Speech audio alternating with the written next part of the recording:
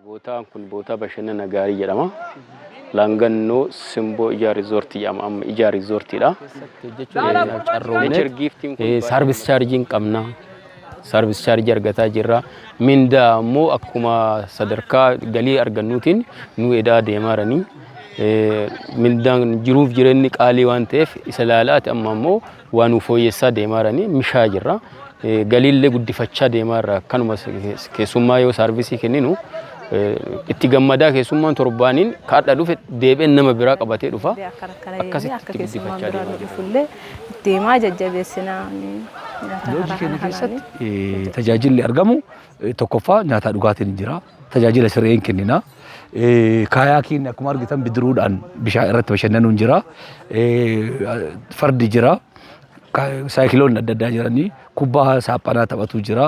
Kubbaa miilaa biichii irratti luka qullaan taphatu jira.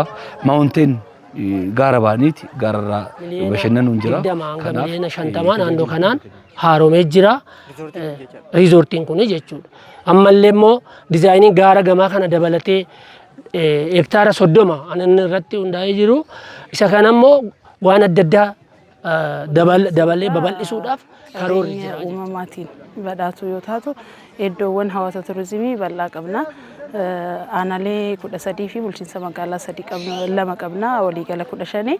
Sanniin keessaa aanaalee 13 keessatti iddoowwan hawaasa turizimii gaarreewwan akkasumas paarkii gurguddaa, paarkiiwwan biyyoolessaa, paarkii Abijaataa Shaallaa kan akka Dooroo Hukkee Laangannoo, kan akka Ikooturizimii Adabbaa Dodolaa, paarkii Nansaboo fi paarkii Dawoo bineensota qorkee Sinqillee faana paarkotni gurguddoon sadarkaa biyyoolessaatti qabamanis jiru.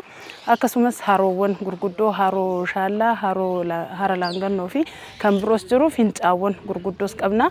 Aanaalee hedduu keessa kan qabnu wajjin wal qabatee akkasumas akka Fincaa Leephis mandara turizimii addunyaa taatee kan filatamtes godina Arsii Lixaa aanaa Nageellee Arsii keessatti paarkii Dawoo wanni keessatti kan argamu ta'uu isaati.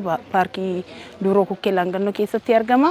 Akkasumas bineensonni akka Itoophiyaatitti Itoophiyaa keessa qofa argamtu keessa qorkeen Sinqilleen godina Arsii. Kana dura mootummaadhaan ijaaree yeroo dheeraadhaaf tajaajila laatee almost dulloomee tajaajila kennuu dhaabee ture.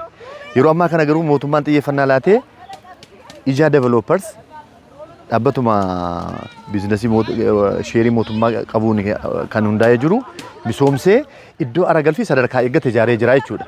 Siree gahaa qaba, nyaata ammayyaatu jira.